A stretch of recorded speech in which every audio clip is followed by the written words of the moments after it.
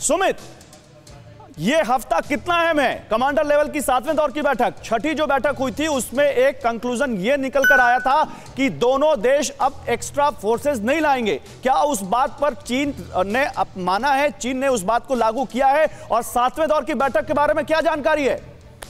देखिए, ये हफ्ता इसलिए इम्पोर्टेंट है गौरव, क्योंकि यही हफ्ता आगे का रोड मैप तैयार करेगा। रोड मैप इसलिए क्योंकि अभी जो म्यूचुअल ट्रस्ट बना है, जो ट्रस्ट के बाद जो लगातार आपस में कंसेंसस बने हैं, वो कितने आगे जा पाएंगे। क्योंकि आपको याद है कि छठी दौर के बैठक के अंदर ना सिर्फ मिलिट्री लेवल के कोर कमांडर्स मौजूद थे, बल्कि जॉइंट सेक्रेटरी ऑफ एमईए मौजूद थे। इसके अलावा कई और अफसर थे। मैं आपको फिर बता रहा हूँ, लेफ्टिनेंट जनरल 2 थे। और ये म्यूचुअल कंसेंसस दोनों तरफ से लगातार बन रहा था। लेकिन अब अगर चीन वो म्यूचुअल कंसेंसस है तो इसका मतलब आप कोई भी मैकेनिज्म तैयार कर लीजिए, आप उसमें किसी भी अधिकारी को शामिल कर लीजिए, चीन का स्पष्ट है, यानी चीन की इंटेंशन बहुत खराब है। सुमित, देखिए एलएसी की और चाइना की बात हम क्यों कर रहे हैं? क्योंकि अजरबैजान और आर्मेनिया की जंग आप देख रहे हैं तो आप एलएसी नहीं भूल सकते। इसमें पाकिस्तान की एंट्री हो गई है, इसलिए चीन को आप नहीं छोड़ सकते। इराक की एंट्री हो गई है, ईरान की एंट्री हो गई है, तो चीन को छोड़ नहीं सकते। रशिया और अमेरिका की अगर एंट्री होगी, रशिया तो आ ही चुका है, अमेरिका की एंट्री होती है तो आप चीन को नहीं छोड़ सकते। और भारत का आर्मेनिया ने खुलकर सपोर्ट किया है कश्मीर के मुद्दे पर, तो पाकिस्तान अजरबैजान के साथ चला गया है। तो चाइनीज एंगल भी खंगालेंगे इसमें। लेकिन उससे पहले एक बड़ी खबर, अजरबैजान ने रिहायशी इलाकों में ड्रोन दागे हैं। जंग के बीच पूरे नारगोनो काराबाख में गजब की दहशत है। अजरबैजान की आर्मेनियाई मुल्क के लोगों को, आर्मेनियाई सेना को भगाने की कोशिश है। और वो कोशिश आप इस तस्वीर में भी देख सकते हैं। पूरे नारगोनो काराबाख 4400 स्क्वायर किलोमीटर का इलाका इस वक्त दिन रात दहशत में है। हर सांस वो दहशत में लेने को मजबूर है, क्योंकि ड्रोन से हमला कर रहा है अजरबैजान। यहां पर ये तस्वीरें देखिए।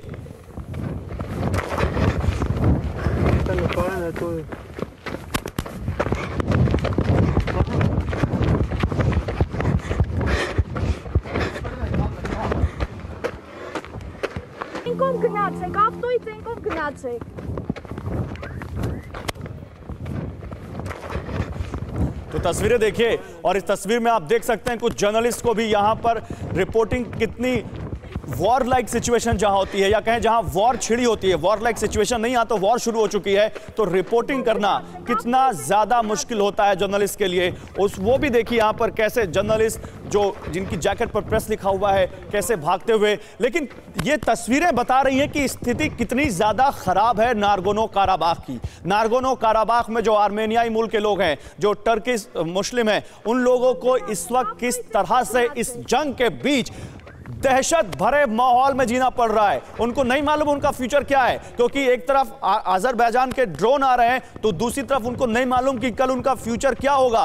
और ड्रोन से हमला कर रहा है यहां पर अजरबैजान आर्मेनियाई सेना को भगाने के लिए। एक बार फिर से आप जरा आवाज भी सुनिए, आपको समझ में आएगा कितनी ज्यादा स्थिति खराब हो चुकी है।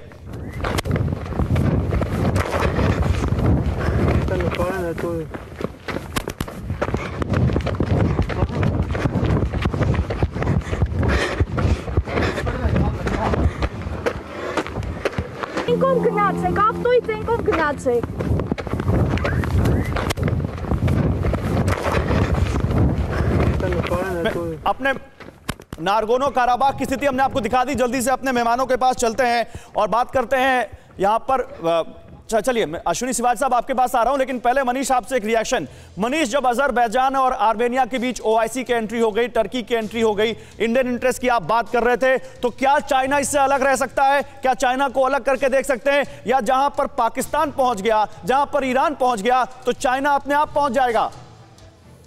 देखिए, इसमें कोई दो राय नहीं कि चीन भी अभी मौके की ताक में है, और चीन अभी फिलहाल कम से कम प्रत्यक्ष तौर पर इसमें सामने तब तक नहीं दिखेगा जब तक कि अमेरिका या कुछ और देश खुलकर सामने ना आए। क्योंकि हमें यह ध्यान रखना है कि आर्मेनिया की तरफ से रूस खड़ा है, और ऐसी स्थिति में चीन टर्की या पाकिस्तान के प्रति हमदर्दी रखते हुए भी अजरबैजान के साथ खुलकर साथ नहीं दिखाई देगा, बल्कि अभी बस कहिए कि फॉर्मेलिटी के तौर पर यही कहेगा कि सब बातचीत के जरिए इस समस्या का समाधान निकालें। और आज जब यूएन की सिक्योरिटी काउंसिल में मीटिंग होनी है, तो उसमें चीन क्या सोचता है या चीन क्या करने वाला है, वो पत्ते भी बहुत हद तक साफ हो जाएंगे। क्या आप पर भी बरपा है जालसाजी का कहर? सपने टूटे आपके, न घर के न घाट के।